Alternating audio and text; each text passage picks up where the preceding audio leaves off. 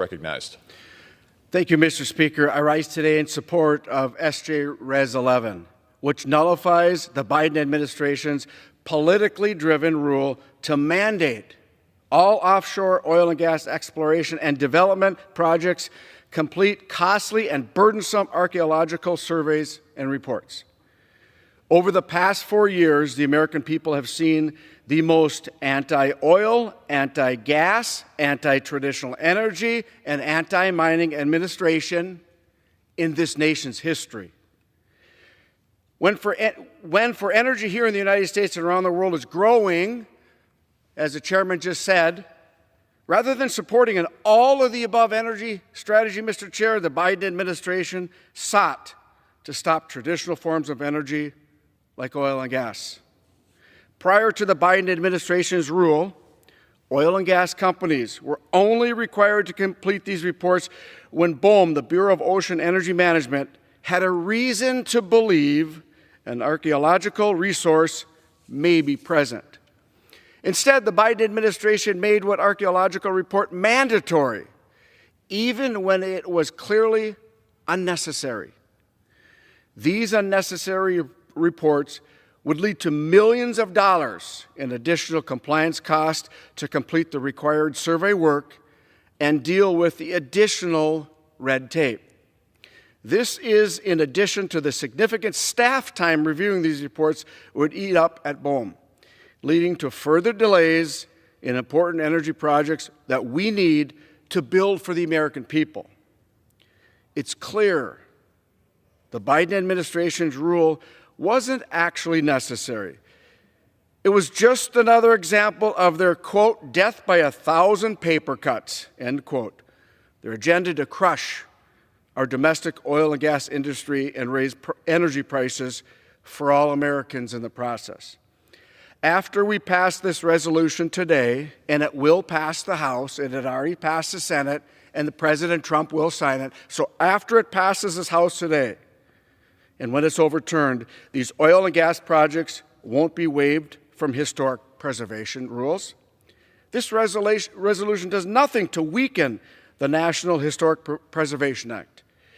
These developers will still be required to take necessary steps to ensure they do not harm historic properties or archaeological sites. As was the case before the Biden rule, BOEM will still have the authority to require operators to perform these additional surveys and reports when it is actually necessary and actually warranted, Mr. Chair. This resolution will just return us to the previous process.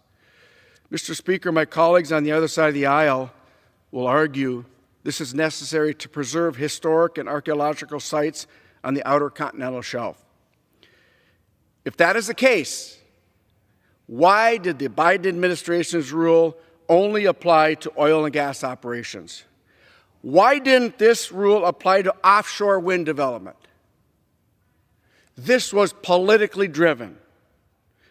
I'm not arguing we need these additional necessary requirements for offshore wind. I'm just pointing out the blatant hypocrisy of the past administration. It's clear where their intentions were. Overturning this rule is good for our energy security and for our energy independence. Mr. Chair, a couple nights ago, the President of the United States addressed this House and the Senate. Talked about energy independence, energy dominance, critical mineral dominance, and a critical mineral powerhouse for our nation. It is crystal clear that the Biden administration wants to diminish the true, tried, respective, traditional energies we had and have, because they didn't include wind in this. Complete hypocrisy. If you are going to do it for one, you do it for all. They tried to choose winners and losers. They tried to do it. But here in the House, we're going to follow the Senate's bipartisan passing of the CRA. Today, it's going to pass in a bipartisan fashion in the House, and very soon, the President of the United States will sign this into law. It will change one of the many disasters of the prior administration. The prior administration, as I said, as I opened up, the most anti-oil, gas, and mining administration in the history of this country. I come from a state, rich mining state, biggest untapped copper nickel find in the world. Biden administration banned mining in northeastern Minnesota, took the mineral leases away that were in place since 1966. Yet, they want us to compete in defense, NASA, other areas of our communities with adversarial governments, when we have to buy their minerals for the F-35s, the F-22s, the F-16s, our submarines. Mr. Chair, I am excited to vote on this CRA because it gives me one more opportunity once again to change the direction of this country that the previous administration was derelict in doing.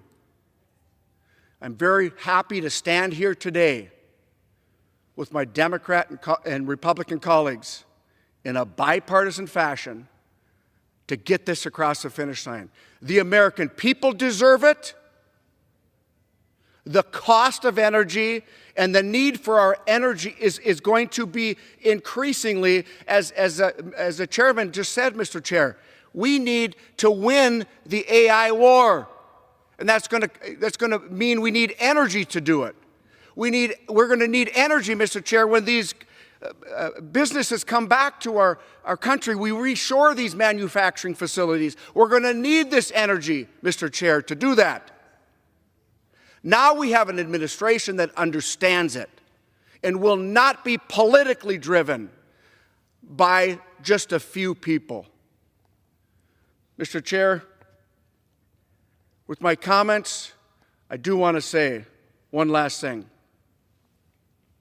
Energy independence and critical mineral dominance is a Trump administration agenda. That's the American First agenda. That's going to employ a lot of people.